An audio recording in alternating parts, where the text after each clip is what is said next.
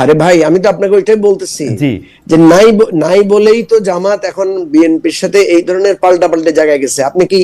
আপনি কি বিএনপির বিরুদ্ধে জামাতের গত 10 বছরে কোনো বক্তব্য আছে আপনার কাছে, এরকমের কোনো অভিযোগ? কোনটা? নাই তো।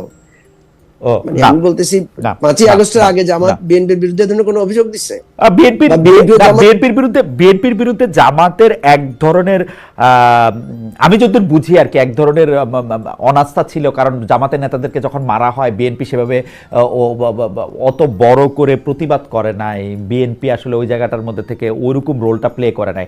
আপনার মনে থাকবে মঞ্জু ভাই, জামায়াত বিএনপিকে ছেড়ে যাচ্ছে সেটা কিন্তু মতিউর রহমান চৌধুরী ভাইয়ের মানবজমিন পত্রিকা রিপোর্ট করে দিছিল, কিন্তু এটা কিন্তু 5 আগস্টের আগের কথা।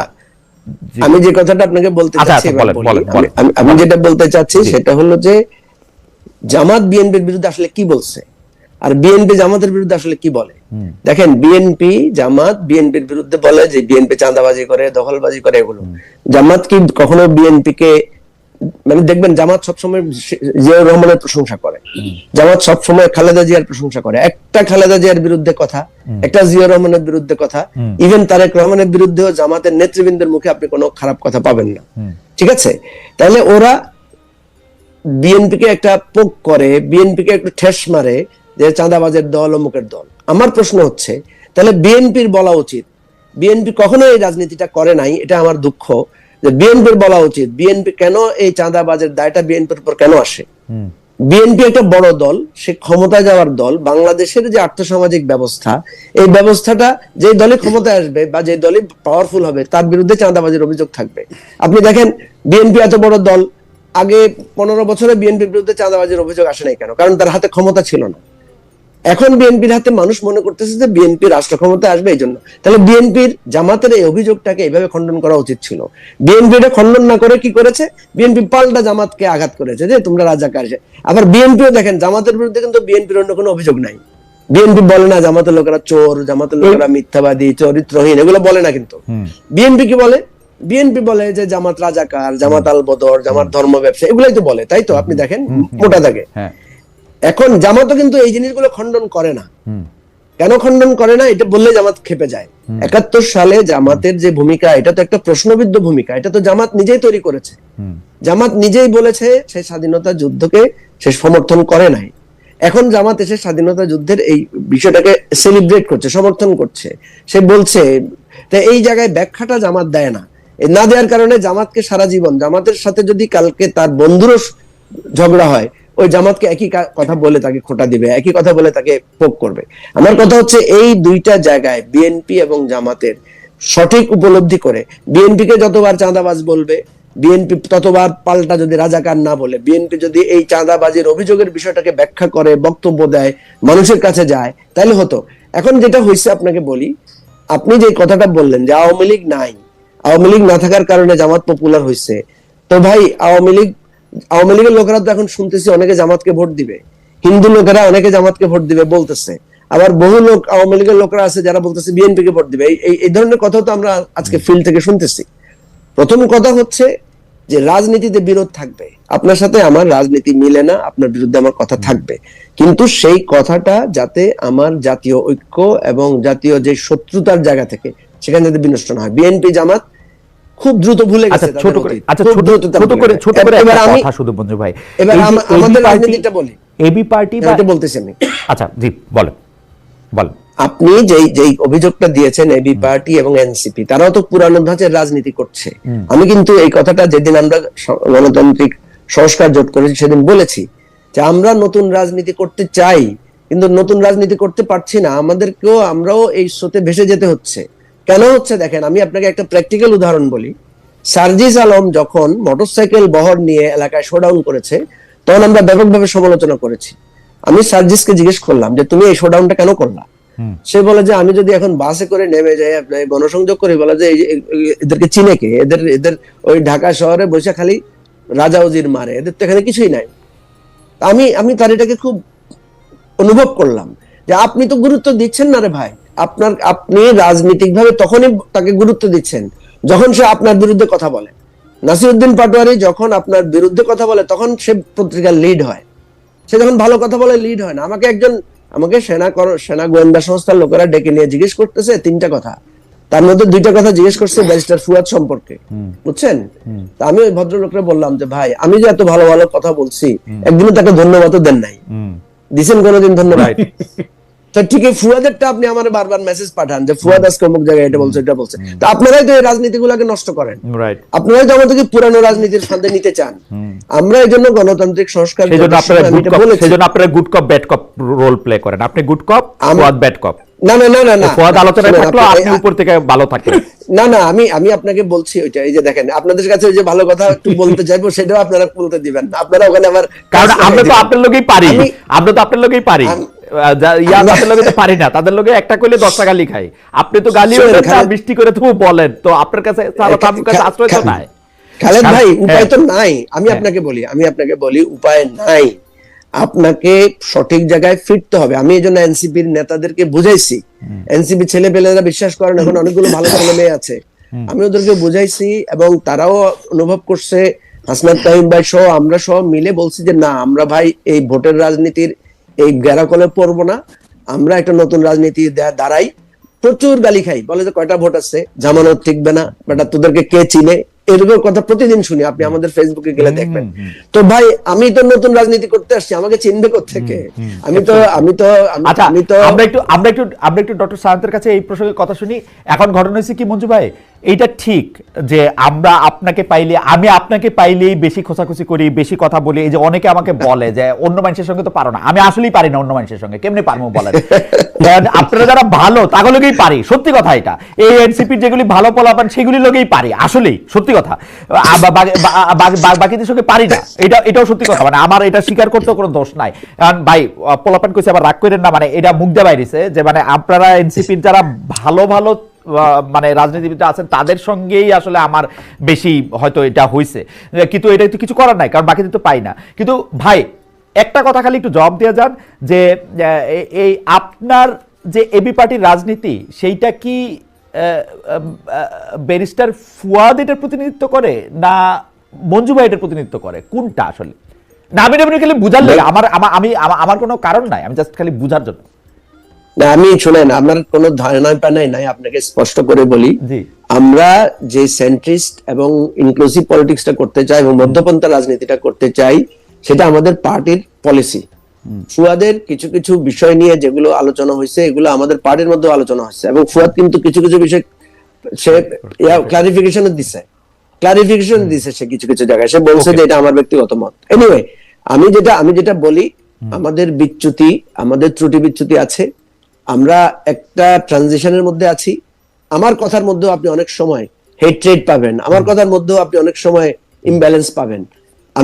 আমি বলছি যে এই ত্রুটি আমরা ভুল করবো। আমি বলছি, আমাকে একজন জিজ্ঞেস করছে যে নতুন রাজনৈতিক বন্দোবস্ত কি, বারবার যে বলেন নতুন, আমি বলছি নতুন রাজনৈতিক বন্দোবস্ত হচ্ছে আমরা ভুল করব, ভুল থেকে শিখবো, আমাদেরকে যদি কেউ ভুল ধরাই দেয় সেটাকে পথ চলার জন্য নতুন করে সংশোধন করব। এটা যদি করতে পারি, এটাই হবে নতুন রাজনীতি, এবং এটা একটু দেরি হলেও বাংলাদেশে এটা প্রতিষ্ঠিত হবে, আমি আপনাকে বললাম। আমি একদমই ডক্টর সায়েন্তের কাছে আমার কোনো প্রশ্ন নাই। ডক্টর সায়েন্ত অনেকগুলি বিষয় মঞ্জু ভাই সামনে আনছেন, আপনি যদি এর প্রেক্ষিতে কথা বলেন, কারণ আমি আসলে মূল আজকে যে আলোচনা, আমার ধারণা ছিল না যে মানে আমি কাল থেকেই আসলে অনেকবার শুনতেছিলাম মুমূর্ষ খারাপ এই সেই, কিন্তু আমার একটা আশা ছিল যে ওসমান হাদি যেহেতু ফাইটার, তিনি আসলে কোনো না কোনোভাবে ফিরবেন, মানে আমি সত্যি সত্যি আজকে হাদি মারা যাবে ওই প্রেক্ষিতে আমার কথা বলতে হবে, এটা আমার কোনো প্রস্তুতি ছিল না।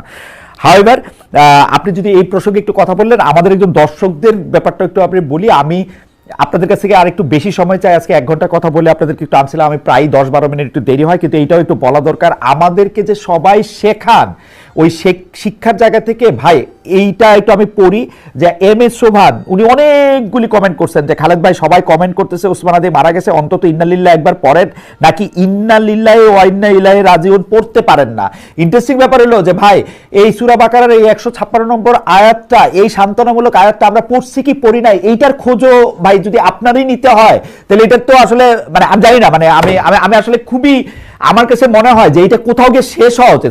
আপনার কাছে কি মনে হয় যে আমরা যে সবাই সবাই ধরা দিতে চাই, সবাই সবাই শিখাই, আমরা যে সবাই মনে করি আমি ভালো ওরা সবাই খারাপ, এটা কিরকম, এই জিনিসটা কিরকম আসলে?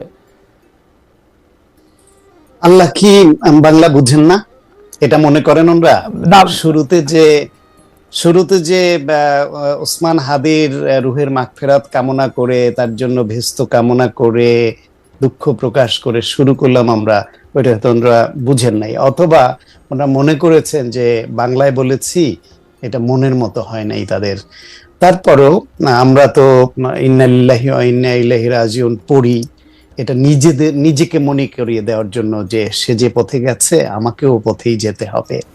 তো যাই হোক, ওই প্রশ্ন থেকে বরং একটু political academic, little bit more academic ডিসকাশনে যদি যাই, যে এই যে বিএনপি, জামাত, এবি পার্টি বা সবার এই সমস্যাটা কেন, কারণ হচ্ছে গিয়ে কল্যাণমুখী রাষ্ট্র গড়বার জন্য আগে যে জনকল্যাণমুখী যে রাজনীতি এবং particular Intra party democracy established হওয়া দরকার, দুর্ভাগ্যজনকভাবে আমাদের দেশে বেশিরভাগ ক্ষেত্রে তা হয়নি।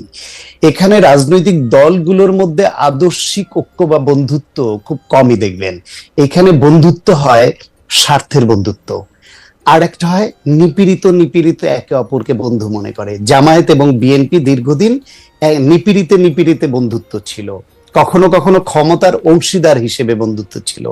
আবার জামায়াত আওয়ামী লীগের সঙ্গে বন্ধুত্ব হয়েছিল ওই রাজনীতি আন্দোলনকে কেন্দ্র করে ক্ষমতায় যাওয়ার বন্ধুত্ব।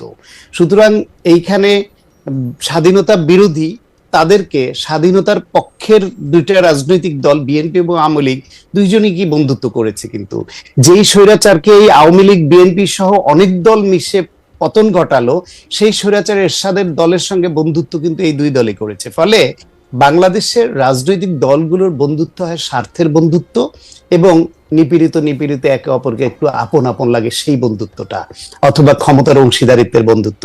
কখনোই আদর্শিক বন্ধুত্বটা ওইভাবে এস্টাবলিশড হয়নি বলে একে অপরের বিরুদ্ধে এই বন্ধুত্ব, এই একে অপরের জাঁজিজিগার দোস্ত হয়ে যায়, আবার এই ক্ষণিকের মধ্যেই আবার একে অপরকে ন্যাংটো করে ফেলে।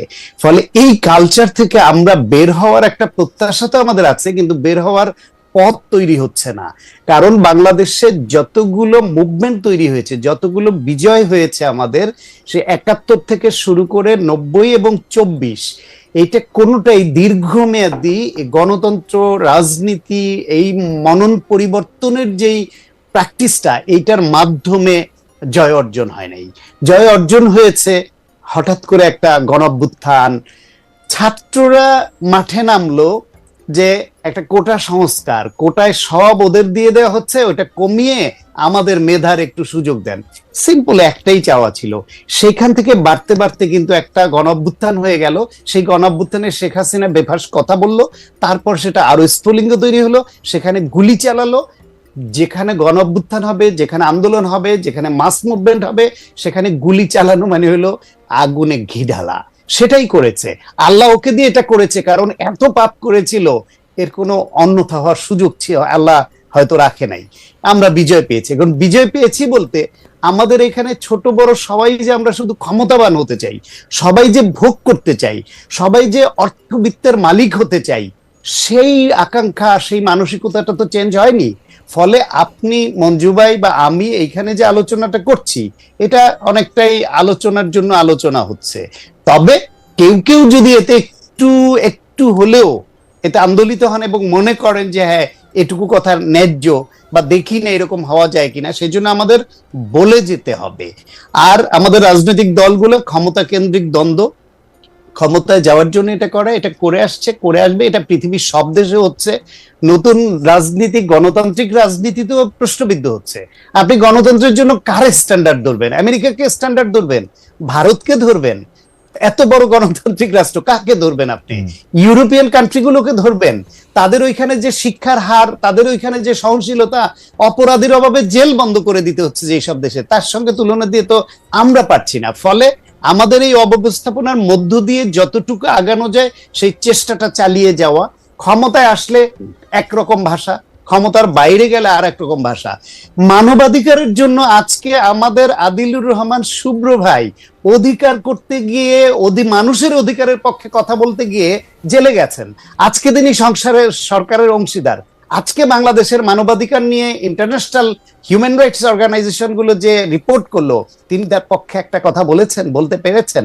তার সরকার আগের সরকারগুলোর মতোই এটাকে ডিনাই করলো, অতিরঞ্জিত করা হচ্ছে। প্রেস সেক্রেটারি সেটাকে আগের স্টেটমেন্টের অনুরূপ একটা স্টেটমেন্ট দিয়ে দিলেন। ফলে বাংলাদেশের এটা জাতীয় চরিত্র, যাত্রে যত সুবোধই বলেন আপনি, সুবোধ এক সময় পালিয়ে যায়, সুবোধ এক সময় ফিরে আসে, এটা শুধু বিশ্ববিদ্যালয়ের দেয়ালে। এটা মনের ভেতরের যে সুবোধ ফিরে আসা দরকার, এটা যাদেরকে আমরা আইডল ভাবতে চাই তাদের মধ্যে আসে না। আপনার আজকের এই উপদেষ্টাদের অনেকে আপনার সাথে বিভিন্ন সাথে এসে বলেছে না, ক্ষমতাসীনদের প্রশ্ন করে যে সম্পদের হিসাব দিতে হবে। তা আমাদের তো আকাঙ্ক্ষা ছিল, এরা তো ওই সুবোধ, যে সুবোধ ফিরে এসেছে, বিশ্ববিদ্যালয়ের দেয়াল থেকে বেরিয়ে এসেছে, সবাই বলছে যে তো দিচ্ছেন না, সম্পদের হিসাব দিবে।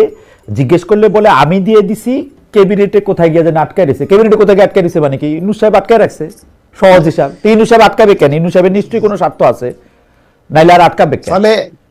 ফলে সুবোধদের ফিরিয়ে আনতে হবে অন্তর থেকে। বিশ্ববিদ্যালয়ের দেয়ালে ওই কার্টুনে শুধু সুবোধ পালিয়ে যায়, আবার সুবোধ ফিরে আসে। আমরা আমাদের জাতীয় রাজনীতিতে সুবোধ ফিরে আসার লক্ষণ এখনো আমরা দেখছি না, এটা দুঃখজনক। আমরা শেষ প্রসঙ্গে আসি যে আমরা যেই দুঃখ বা যে মৃত্যুর খবর দিয়ে আসলে শুরু করেছিলাম, আমরা আসলে মানে একে কেমনে প্রতিরোধ করতে চাই, কেমনে এইটা যেন আর না ঘটে, আমাদের জীবনে যেন এরকম আর না ঘটে, সেটার জন্য আমরা কি করতে চাই বা কি করা উচিত, এই জায়গা থেকে আমরা মঞ্জু ভাইকে প্রথমে শুনে ডক্টর সায়ন্তকে শুনে আমরা শেষ করি যে মানে আমাদের আসলে কি করার আছে। আমরা অনেকগুলি বিষয় নিয়ে কথা বললাম, অনেক মানুষের রাগ আমাদের উপর, অনেক মানুষের ক্ষোভ আছে সরকারের উপর, অনেক মানুষের ক্ষোভ আছে রাজনৈতিক দলগুলির উপর, অর্থাৎ সবাই আমরা সবার উপরে কোনো না কোনোভাবে রাগ হয়ে আসি, ক্ষোভ হয়ে আসি। মাহফুজ আলম আমাদের সাবেক উপদেষ্টা, তিনি লাশের বদলে লাশের কথা বলেছেন, লাশ পড়লে লাশের কথা বলেছেন। এখন আসলে শরীফ ওসমান হাদি মারা গেলে কার সবচেয়ে বেশি সুবিধা, তিনি কার বিরুদ্ধে বেশি কথা বলছেন, সেইটা এখন তার কথাগুলি, যেটা মঞ্জু ভাই বলতেছিলেন যে তার কথাগুলি অনেক বেশিবার করে শোনা হইতেছে, তা আমরা নিশ্চয়ই তার কথাগুলি অনেক বেশিবার করে আরও শুনি, দেখি উনি কার বিরুদ্ধে কথা বলছেন, ওরকম একটা বাংলাদেশ আমরা পাই কিনা। তবে তার জন্য নিরাপত্তার জায়গায় আমরা আসলে কি করতে হবে সেটা যদি একটু বলেন মঞ্জু ভাই, যদি আগে একটু।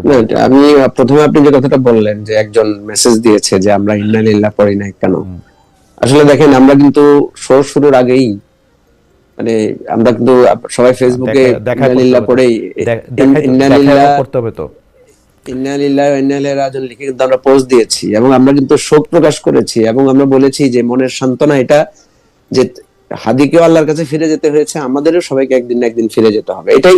এটা কিন্তু মৃত্যুর দোয়া না, এটা কিন্তু মানুষের বিপদে, যে কোনো বিপদে পড়লে মানুষ এটা স্মরণ করবে। দুর্ভাগ্য হচ্ছে যে আমরা সবাই সবার উপরে ধর্ম কায়েম করতে চাই, মনে করি যে আমি তারে এটা পড়তে হবে, আমাকে শুনাইয়া পড়তে হবে। এইটা খুবই, আপনি যেটা বলেছেন এটা খুবই দুর্ভাগ্য। এবং যারা এই মত প্রবণতা মানে পোষণ করেন, আমি তাদেরকে খুব বিনয়ের সাথে বলবো যে প্লিজ ভাই এটা করেন না।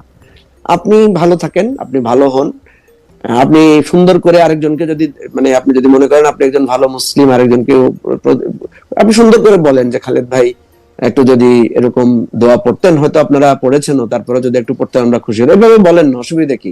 একজন মানুষকে মানে তার বাইরের দিকটা দেখেই তাকে আপনি খারাপ মনে করার এই প্রবণতাটা, ভাই প্লিজ এই রাষ্ট্রটা বদলাতে হলে আমাদেরকে নিজেদেরকে এই প্রবণতা থেকে বদলাতে হবে।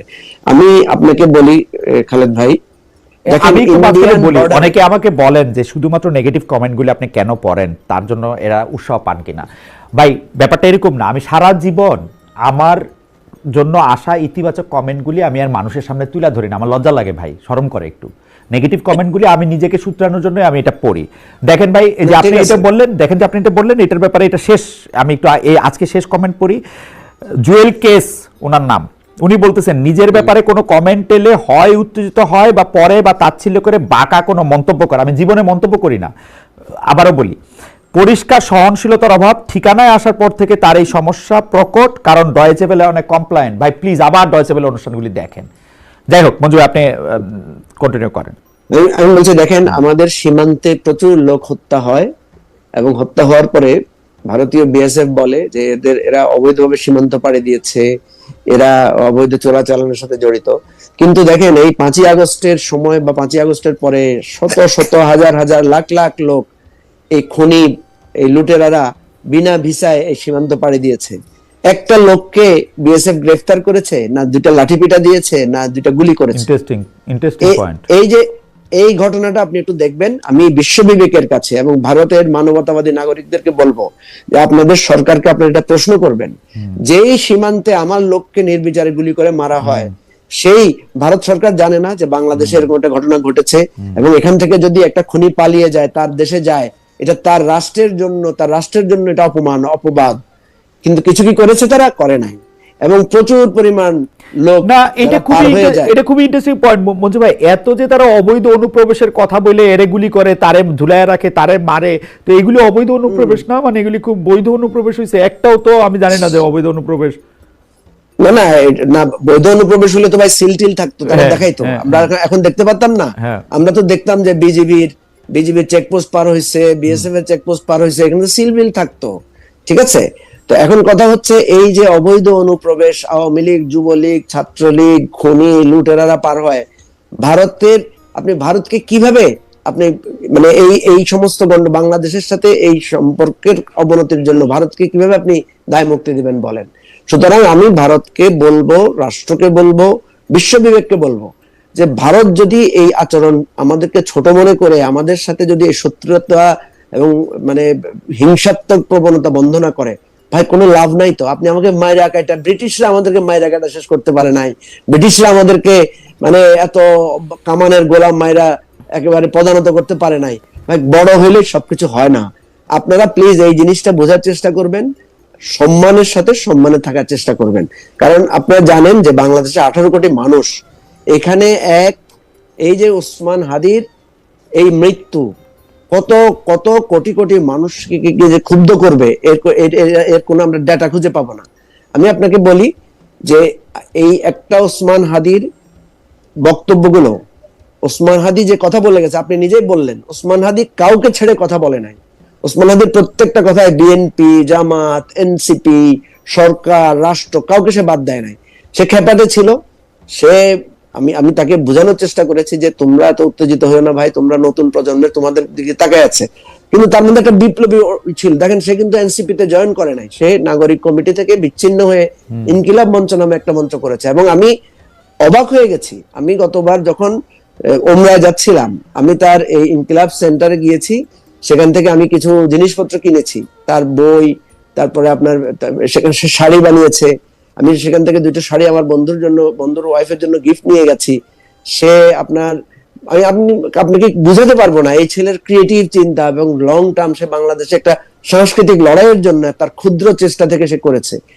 এই ছেলেটাকে যারা হত্যা করেছে এবং হত্যা করে এর পরম্পরা যেটা দেখা যাচ্ছে, এটা একটা চক্র এবং এর পিছনে আন্তর্জাতিকতার গন্ধ আছে, লক্ষণ আছে। এটা এখানে শেষ হবে না, এটা নিয়ে গবেষণা হবে, এটা ইতিহাসে লেখা হবে। আমরা যেভাবে ক্ষুদিরামকে স্মরণ করি, আমরা যেভাবে আমাদের মানে তিতুমিরকে স্মরণ করি, আমরা যেভাবে যুগ যুগ ধরে বিভিন্ন দেশের বিপ্লবীদেরকে স্মরণ করি, এই ওসমান হাদিকে পৃথিবী স্মরণ করবে। ওসমান হাদিদের মৃত্যু তো ভাই, পৃথিবীতে তো বহু শিল্পীরা সড়ক দুর্ঘটনায় মারা গেছে, বহু নেতারা আপনার ভূমিকম্পে মারা গেছে, বহু অগ্নিদগ্ধ হয়ে মারা গেছে। মৃত্যু তো আমাদের যে কোনো ভাবেই হবে। ওসমান হাদির যে মৃত্যু, এই মৃত্যু তাকে চিরঞ্জীবন মানে চিরঞ্জীব করে রেখে গেছে। এবং সবচেয়ে বড় কথা হচ্ছে তার বক্তব্যগুলো, তার লেখনীগুলো, তার কথাগুলো, এটা যুগ যুগ ধরে চলতে থাকবে। এবং আবু সাইদ যেভাবে একটা পোস্টার বয় আকারে আমাদের মুক্তির চিহ্ন আকারে থেকেছে, আপনি দেখবেন ওসমান হাদির পোস্টার বাংলাদেশের ঘরে ঘরে পৌঁছে যাবে। ওসমান হাদির ছবি বাংলাদেশের এই সোশ্যাল মিডিয়ার পাতায় পাতায় থাকবে এবং এই ওসমান হাদি নতুন করে অনুপ্রাণিত করবে। এটাই আমাদের সান্ত্বনা। এবং আমরা মনে করি যে আমরা হারবো না ইনশাল্লাহ। আমাদেরকে যত অপমান অপদস্থ করা হোক, আমরা অটল থাকতে হবে, ঐক্যবদ্ধতার সূত্র ধরে আমাদেরকে বিজয়ী হতে হবে, এটা আমার প্রতিজ্ঞা। ডক্টর সায়ন্ত, ঠিক আছে, একজন ওসমান হাদিকে আমরা হারিয়েছি, অতীতে বহু ওসমান হাদির মতো বিপ্লবী দেশপ্রেমিককে হারিয়েছি, 71-এ হারিয়েছি, 90-এর স্বৈরাচার বিরোধী আন্দোলনে হারিয়েছি, 24-এ হারিয়েছি, এখনো হারাচ্ছি, ভবিষ্যতে হয়তো আমরা কেউ না কেউ এইভাবে বলি হব। কিন্তু এটার থেকে আমাদের চাওয়া কি, যে এরকম অতীতে ঘটেছে, এখনো ঘটছে, ভবিষ্যতে হয়তো ঘটবে, কিন্তু রাষ্ট্র পরিচালক যারা, তাদের কাছ থেকে আমরা অন্তত চেষ্টাটা, সদিচ্ছাটা দেখতে চাই। তারা ওই চেয়ারে বসে, ডেফিনেটলি আজকে স্বরাষ্ট্র উপদেষ্টা বলছেন যে আইন শৃঙ্খলা পরিস্থিতি নিয়ন্ত্রণে আছে, ওই চেয়ারে বসলে এটা না বলে উপায় থাকে না। আজকে মঞ্জু ভাইকে ওইখানে বসালো, এরকম ঘটনা ঘটলে যদি ওই চেয়ারে থাকতে চান এটাই বলতে হবে, আমাকে আপনাকে তাই বলতে হবে, কারণ ওই চেয়ারে বসে যদি আত্মসমর্পণের কথা বলা হয় তাহলে রাষ্ট্রে কনফিডেন্স বলতে কিছু থাকে না। সুতরাং বলতে হবে, সুতরাং বলা একটা কথা, কিন্তু কাজে যে আমরা দেখতে চাই, পদক্ষেপ দেখতে চাই, যে এই কথাটা উনি বলেছেন চেয়ারে বসার কারণে, কিন্তু তার পদক্ষেপটা হচ্ছে খুনিদের বিরুদ্ধে, পদক্ষেপটা হচ্ছে নিরাপত্তা দেওয়ার জন্য রাষ্ট্রের জনগণকে, তার পদক্ষেপটা হচ্ছে দেশের মানুষকে রক্ষা করবার জন্য, তাহলে তখন মনে হবে এই কথাটা তিনি ওই চেয়ারে বসার কারণে বলতে বাধ্য হয়েছেন বা বলতে হয় তাই বলেছেন। কিন্তু ওনাদের কথা আর কাজ মিলে যায়। মনে হয় আমি একটু মাঝখানে একটু তথ্য দিয়ে রাখি, মঞ্জু ভাইও নিশ্চয়ই জানেন কিনা আমি জানি না, কারণ ঘটনাটা এখনকার ডক্টর শান্ত প্রধান উপদেষ্টার প্রেস উইং জানিয়েছে যে কিছুক্ষণের মধ্যে জাতির উদ্দেশ্যে কথা বলবেন প্রধান উপদেষ্টা ডক্টর মোহাম্মদ ইউনূস। আমরা দেখি যে তারা আসলে কি বলতে চান, আমরা নিশ্চয়ই এটার দিকে নজর রাখবো। মঞ্জু ভাই, জাতিকে শান্ত থাকার কথা বলবেন, আর শান্ত থাকার কথা বলবেন। আমি আপনাকে বলি, আমি একটু বলে শান্ত ভাইয়ের সাথে একটু যোগ করি। ওনারা বলেছেন 3 স্তরের নিরাপত্তা, আপনি দেখবেন আমি তো দেখি 4 স্তরের ব্যর্থতা। দেখেন, একটা থ্রেট আগে থেকে আসছে, ওনারা মানে থ্রেটটাকে আগে থেকে মিনিমাইজ করতে পারেন নাই বা এটাকে রেসিস্ট করতে পারেন নাই, ঘটনা ঘটে যাওয়ার পরে পদক্ষেপ নিতে পারেন নাই। একটা লোক এরকম হওয়ার পরে তাকে চিকিৎসা দিয়ে মানে তার চিকিৎসা সারা তুলতে পারে না, মানে 4 স্তরের ব্যর্থতা, তারপরে পালিয়ে যাওয়ার ঘটনা, সব মিলিয়ে এই ব্যর্থতার দায় স্বীকার করতে হবে রে ভাই। আপনি যদি স্বীকার না করে বসে থাকেন, ইতিহাসে কিন্তু আপনার সাথে সে ধরনের মানে আপনাকে কখনো মুছবে না ইতিহাসের এই জায়গাটা। সরি, শান্ত ভাষায় যোগ করলাম। হ্যাঁ, ধন্যবাদ। না, সেক্ষেত্রেই যে জাতির উদ্দেশ্যে ভাষণ দিবেন, আমার মনে হয় যে এটা ওরা একটু আতঙ্কে আছেন, কারণ হাদি ছোট্ট একটা সংগঠন করলো, হাদির কথায় আগে কেউ একটু বিরক্ত হলেও, কারণ হাদি একটু চড়া গলায় কথা বলতো, হাদি কাউকে ছেড়ে কথা বলতো না, ফলে কোনো সিনিয়রের কথা বললে মনে হতো যে ছেলেটা মনে হয় বেয়াদবি করছে। কিন্তু ওই যে শুরুতে বলেছি, হাদির বুকে আর মুখে ভিন্নতা ছিল না, তার বুকে যা বিশ্বাস করতো মুখে তা বলে ফেলতো, কার সামনে বলছে, কাকে নিয়ে বলছে এটা ভাবতো না। এখন তার এই গুলি খাওয়ার পরে তার নানান রকমের কথা যে আসছে, আমি নিজে জানতাম না এই কথা যে হাদি কবিতা লেখে, হাদির কবিতার বই বের করার জন্য পাণ্ডুলিপি জমা দেয়। আমি দেখছি যে হাদি একজন কবি, হাদি একজন প্রতিবাদী, হাদি একজন বিপ্লবী, হাদি একজন ধার্মিক মানুষ, হাদি একজন ইন্ডিয়ান আধিপত্য বা পৃথিবীর যে কোনো দেশের আধিপত্যবাদের বিরুদ্ধে দাঁড়ানো মানুষ। ফলে হাদির যে মানে মিনিংফুল শর্ট লাইফকে ওয়েলকাম করা মানুষ, মিনিংলেস দীর্ঘ জীবনকে সে প্রত্যাশা করে নাই। সুতরাং তার যে আকাঙ্ক্ষা, তার যে চাওয়া, সেটা তো আস্তে আস্তে সামনে আসছে, ফলে মানুষ তাকে ধারণ করছে। এই ধারণ করাটা এই সরকারের জন্য ভয়ের কারণ হয়েছে, যে তারকে যে সবাই ধারণ করছে, এইরকম একটা ছেলেকে যে রক্ষা করতে পারলাম না, তারপরে খুনিরা যে নির্বিঘ্নে পালিয়ে যেতে পারলো, আমরা পাকড়াও করতে পারলাম না, সময় মতো অভিযান চালিয়ে আমরা খুনি চক্রকে, এই প্রফেশনাল কিলার, অস্ত্রধারী বা অবৈধ অস্ত্র কিছুই আমরা উদ্ধার করতে পারলাম না, ধরতে পারলাম না। জেল থেকে আমরা দাদার্সে ছেড়ে দিলাম, পালিয়ে যাওয়াদেরও আমরা ধরে আবার জেলে ভরতে পারলাম না। এই ব্যর্থতার দায়ে এই হাদি হত্যাকাণ্ডের পরে এই রাগটা সরকারের উপর পড়তে পারে। সেই জন্য এখন সবাইকে শান্ত থাকার আহ্বান করা ছাড়াও তাদের হাতে কোনো বিকল্প নাই। তবে আমি মনে করি যে হ্যাঁ, যেটা আমাদের ঘটে গেছে, আমরা দুঃখ প্রকাশ করি, আমরা হাদির জন্য বেহেশত কামনা করি, আমরা ভবিষ্যতে আর একটিও এরকম ঘটুক সেটা চাই না। কিন্তু এটাও ঠিক যে সামনে নির্বাচন, এটাকে ইস্যু করে যেন সরকারকে আবার এমন বেকায়দায় আমরা ফেলে না দেই যাতে সুষ্ঠুভাবে নির্বাচন করাটা তাদের জন্য আরো দুরূহ হয়ে পড়ে, এবং সেই সুযোগে এই রাষ্ট্রের যে গণতন্ত্র উত্তরণের যে যাত্রা, সেটা ব্যাহত হয়ে পড়ে। সেই জন্য আমাদের দুঃখ প্রকাশ করতে হবে, ধৈর্য ধরতে হবে। ডক্টর সাহেব, আমাদের আপনাকে অনেক ধন্যবাদ। আসলে আমাদের মানে ফরওয়ার্ড লুকিং হওয়া ছাড়া আমাদের কোনো উপায় নাই। আমাদের ফরওয়ার্ড লুকিং হইতে হবে, আমাদের ইলেকশনে হইতে হবে, এটা একটা আমাদের সবার নিরাপত্তা লাগবে, সবকিছুই লাগবে আসলে। কিন্তু আচ্ছা, অনুষ্ঠান শেষই করে দিতাম, এই প্রশ্নটা তাহলে একটু কইরেই রাখি না মঞ্জু ভাই। আজকে আমি একটা খবরে পড়লাম যে নির্বাচনী আচরণবিধি লঙ্ঘনের জন্য বিএনপি, জামাত, এবি পার্টি সহ 5 প্রার্থীকে জরিমানা। আমার এবি পার্টি নামটা দেখে আমার মনে হলো এবি পার্টির কে এই জরিমানা খালে, পরে দেখি এটা মঞ্জু ভাই। মঞ্জু ভাই, আপনারা নির্বাচন আচরণবিধি লঙ্ঘন করেন? আমি আপনাকে বলি, আমি এটা শোনার পরে আমি ফোন করলাম আমার নির্বাচনী এলাকায়, যে যারা ছিল, ওরা বলছে আমাদের সব পোস্টার সরানো হয়েছে, কিন্তু আমাদের 2টা পোস্টারের কারণে জরিমানা করা হয়েছে, অথচ অন্যান্যদের শত শত হাজার হাজার পোস্টার আমাদের পোস্টারে লাগিয়েছি কম। যাই হোক, আমি কিন্তু ধন্যবাদ দিয়েছি, কারণ একটা কথা হচ্ছে যে 2টা পোস্টারের জন্য যদি আচরণবিধি লঙ্ঘন হয়, আমি সেটা মেনে নিতে রাজি আছি। আমি আমার কর্মীদেরকে বলছি যে এটা তোমাদের পকেট থেকে দিবা, এবং তারা বলছে যে ঠিক আছে, কারণ ওদেরকে এটা করার জন্য। এটা পরিষ্কার। আমরা আমি শেষে বলি যে সবকিছুর পরেও আমাদেরকে ধৈর্য ধারণ করতে হবে, এতে কোনো সন্দেহ নেই। এই যে আমরা যে সূরা বাকারার যে আয়াতের কথা আপনি বললেন না, এখানে বলা 156 নম্বর আয়াতে বলা হচ্ছে যে মানুষকে এটাই বুঝ দিতে হবে যে আমাদেরকে একদিন চলে যেতে হবে, আমিও থাকবো না। সুতরাং এইটা চূড়ান্ত একটা ফয়সালা, এটা মানতে হবে। 1 2 নম্বর হচ্ছে শোককে আমি ধৈর্য এবং সান্ত্বনার মধ্য দিয়ে নতুন করে উজ্জীবিত হওয়ার প্রেরণা হিসেবে গ্রহণ করতে হবে। আমি এটাকে ধ্বংসের জায়গায় নিয়ে গেলে সেটা কিন্তু ফার্দার ধ্বংস তৈরি করবে। আমরা অন্যভাবে এই ধ্বংসটা করতে পারি।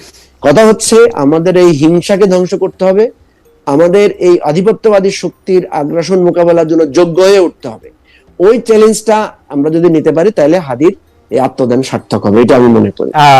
যেহেতু মঞ্জু ভাই বললেনই, মানে মঞ্জু ভাই শুরু করছিলেন, সেহেতু হিসাবে ডক্টর সায়ন্তরই শেষ করা উচিত। ডক্টর সায়ন্ত যদি শেষ করতেন, তারপরে আমার 2-3টা বাক্য সায়ন্ত যদি আপনি। না, আমার আকাঙ্ক্ষা ওইটাই যে আমাদের অনেক লিমিটেশন আছে, অনেক জনের অনেক রকম দোষ আছে, ব্যর্থতা আছে। ব্যর্থতাগুলো তো কোনো না কোনো ভাবে চিহ্নিত হচ্ছে। চিহ্নিত হয়ে ব্যর্থতাগুলো মেনে নিয়ে ভবিষ্যতে যাতে ব্যর্থতার পাল্লা ভারী না হয়, মানুষের নিরাপত্তা দিতে হবে। এই দেশটা আমাদের জন্য, আমাদের পরবর্তী প্রজন্মের জন্য রক্ষা করতে হবে। সবাই দেশ ছেড়ে চলে গিয়ে কোথায়, পৃথিবীর কোথায় দাঁড়াবে, সেদিনও কিন্তু সংকুচিত হয়ে আসছে। ফলে অনেকের অনেক টাকা আছে, অনেক কিছু আছে, মনে করছে ওই দেশে যাবে, এই দেশে যাবে। সারা পৃথিবীতেই কিন্তু সে ব্যবস্থাও সংকুচিত হয়ে আসছে। ফলে এই দেশটাকে রক্ষা করতে হবে আমাদের নিজেদের জন্য, পরবর্তী প্রজন্মের জন্য। সেই জন্য শুধু খাই ভাব রাখলে হবে না, শুধু আমাকেই জিততে হবে, আমাকেই বড় হতে হবে, এই মনোভাব থেকে বেরিয়ে এসে সরকার এবং রাজনৈতিক দলগুলো এবং দেশের জনগণ যারা ভোট দিবেন, ভোট দেওয়ার ক্ষেত্রে তারা যেন বিবেকটাকে কাজে লাগান এবং দেশ, গণতন্ত্র, মানুষ এগুলা মাথায় রেখে আমরা এগিয়ে যাই। আমরা অনেকের বিরুদ্ধে অনেকে রাগ ক্ষোভ আছে, ক্ষুব্ধ হয়ে ইমোশনালি অনেক কিছু বলি, এটা সত্য, বলতেও হবে, এটাও সত্য।